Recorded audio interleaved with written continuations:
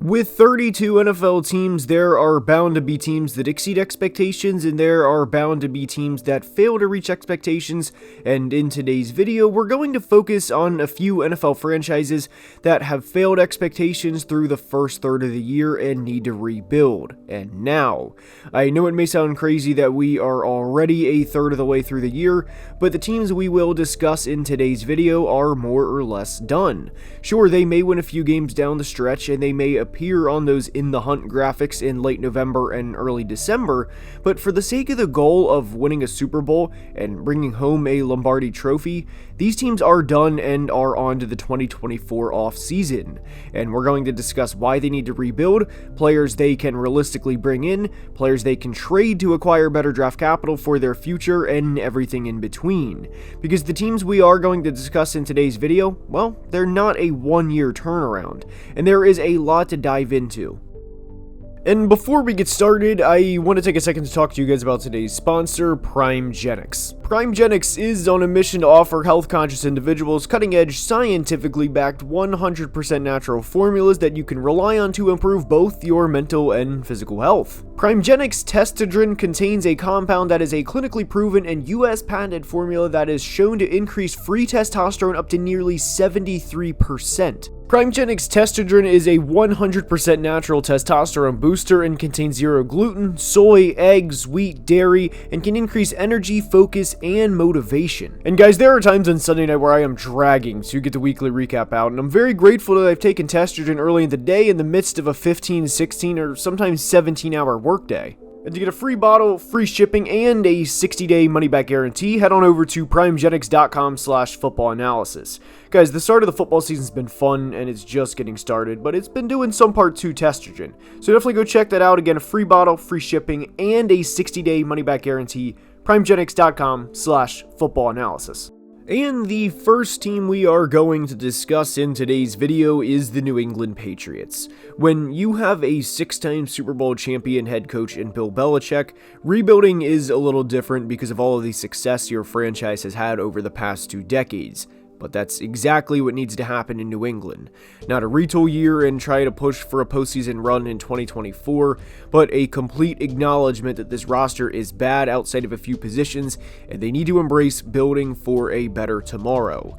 This team is 1-4 in the year, and they rank dead last in points per game as they have just 55 points in 5 games, which is an average of just 11 per game. They are coming off of the 2 worst losses in the Bill Belichick era, as in the past 2 weeks, they were outscored by a combined 72-3. And when people discuss the Patriots and why they're struggling, some people want to make it an offensive weapons problem, while others want to make it a Mac Jones problem. And the truth is, it's both. Neither Mac nor really anyone on this offense is playing great football, although I do want to say Trent Brown is holding his own at left tackle in the 4 games he's played, but even Trent isn't playing at a great level, and when you have 0 players on offense playing well through 5 games, well, that's going to get you a whopping 11 points per game. And a couple of reasons for the struggle is, yes, Mac Jones is playing bad as he has thrown 6 interceptions in 5 games, and some of them in particular were very, very ugly, and others could have very easily been intercepted. Per PFF, he has 12 turnover-worthy plays, which is the most in the league, and the next closest is Desmond Ridder of the Falcons, who has 10 turnover-worthy plays. And while Mac is struggling, and while he's clearly not the quarterback of the future, it's not just a Mac Jones problem either. The situation he is in is awful, and I don't think there's any NFL quarterback in the history of the game that is taking this team anywhere, meaning a deep postseason run. The only way the Patriots can win games with this offense is if the defense holds the opponents to under 14 or hell, and this is a big maybe, 17 points and create a turnover or even 2 and help the offense as much as they can, because that's how bad the offense is. And if you had to guess how many offensive plays the Patriots have ran inside the opposing team's 5-yard line in 5 games in 2023, how many would you think they've ran in 5 games? You know, maybe they have a red zone trip once a game and they struggle to get in the end zone inside the 5-yard line, so maybe they've ran 10 or 12 plays inside the opponent's 5-yard line this year. Maybe, right? No. They've ran a single play inside the opponent's 5-yard line all year.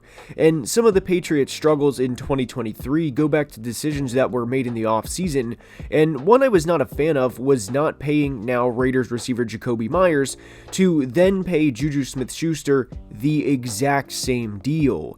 And sure, the guarantees are slightly different, but each player received a 3-year, $33 million contract.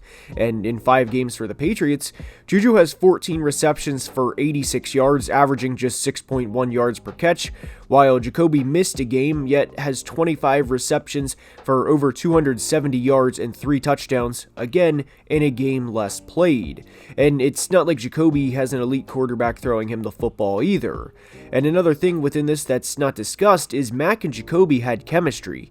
So to me, it should have been a no-brainer to bring Jakobi back, especially when your weapons on offense are awful.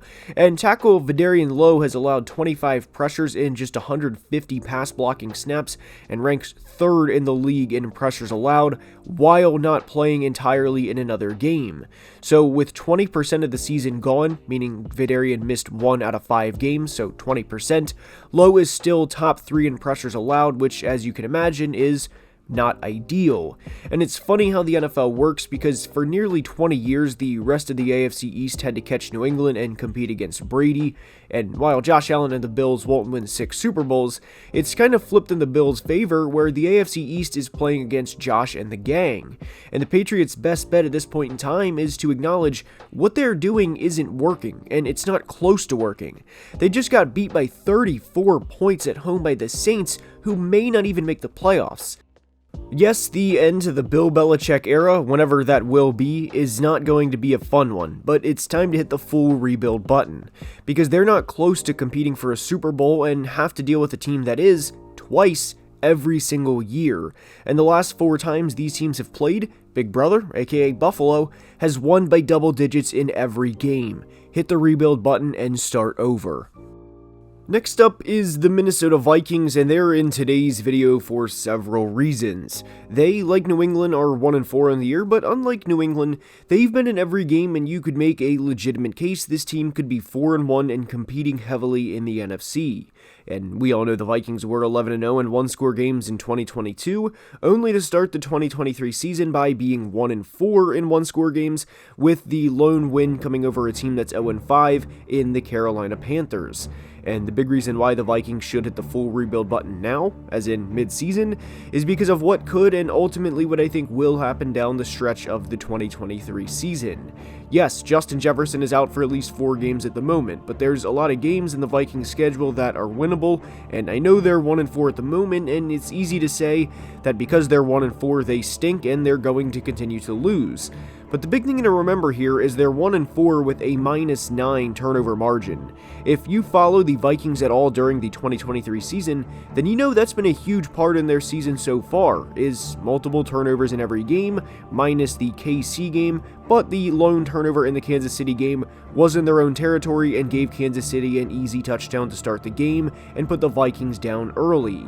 And when you look at the Vikings roster, yes, they have a few great players, like Justin Jefferson, Christian Darrisaw, and Danielle Hunter, among others, but after that, it's thin.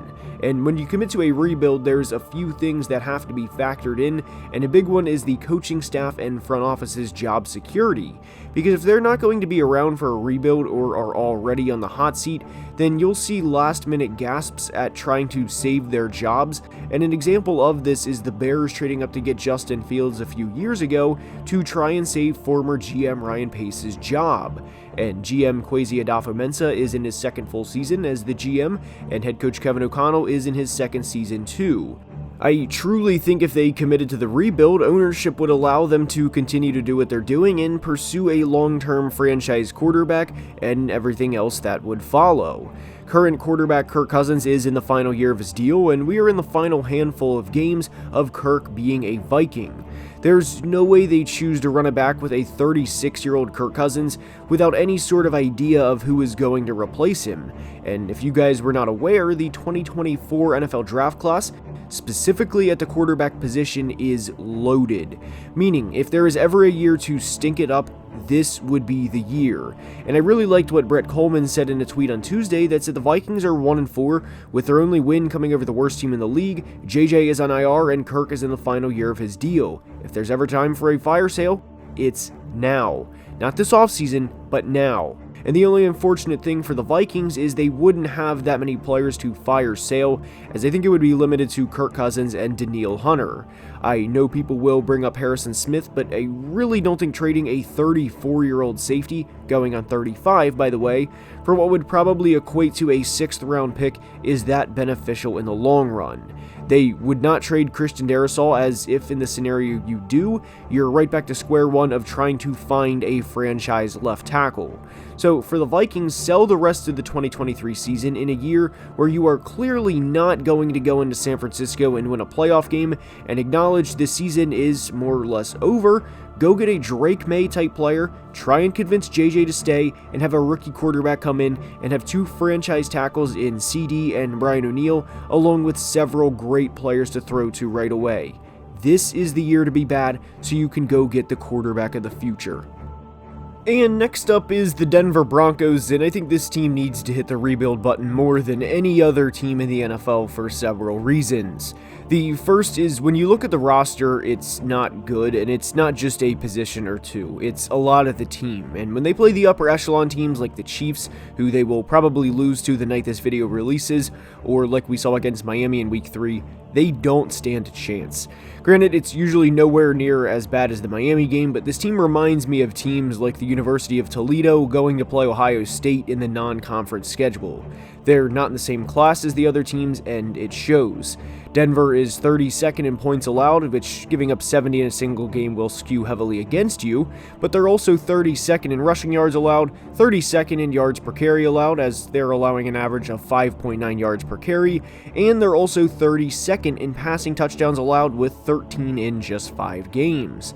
And I think a big thing when you watch the Broncos play, and truly watch them play, is the body language and the other teams playing against them. Guys, the Broncos are checked out. This is a team that's been a consistent loser over the past 7 years, and a team that has not made the playoffs since 2015. Left tackle Garrett Bowles recently said he's been here for 7 years and all he's done is lose, and he's not wrong. This team is in an unfortunate situation to have to play Patrick Mahomes and Justin Herbert a combined 4 times a year for what will probably be the next decade. But so what? Are you going to cry and sit down and say we can't beat them? I mean, that's not far from what's happened over the past few years, but this is the rare opportunity for Sean Payton where you can truly tear everything down and start over, and I mean everything. Everybody on this team should be tradable except Pat Surtain. If a contending team wants a receiver, offer Jerry Jeudy. He hasn't developed into the player you thought he would when you selected him at number 15 overall back in 2020, so trade him for what you can get. I'm not exaggerating when I think this is one of the 2 worst situations in football, because this isn't a 1-year turnaround. This is a multiple-year process, and I really think the earliest we can expect Denver to get to the postseason would be 2025, and that's again at the earliest. Acquire as many picks as you can, because you're 1-4 and have had embarrassment after embarrassment over the past 2 years while publicly trying to say that you're a move or 2 away. And the play calling isn't good either, and an example of this was during the Jets game after Sauce Gardner left the field while also having their second corner DJ Reed out for the game. What did the Broncos do? What did they dial up? A deep ball to Marvin Mims to attack a weak secondary? No. They called a double reverse, and the pitch on the double reverse was tossed high, and the Jets fell on the fumble to create a turnover. Broncos fans, I really don't know how you do it, because this isn't even a mess. A mess would be better than what the situation is. If you're looking to rebuild a team from the ground up in Madden, this is it, because you have every challenge in the book. You have an old quarterback on a terrible contract, a roster that's not talented, 2 great quarterbacks to play in the division every single year, and you can truly build the team the way you want to from the ground up. It's been time for a few years now, and the Broncos need to not just hit the rebuild button, but smash the rebuild button. And speaking of buttons, if you wouldn't mind, please hit the like button if you enjoyed, because that's all I have for today. And if you did enjoy, please consider subscribing to the channel, as only about 26% of people watching are subscribed, and helps tremendously, and it's also very much appreciated. Until next time, please be safe and have a great day. Love you guys.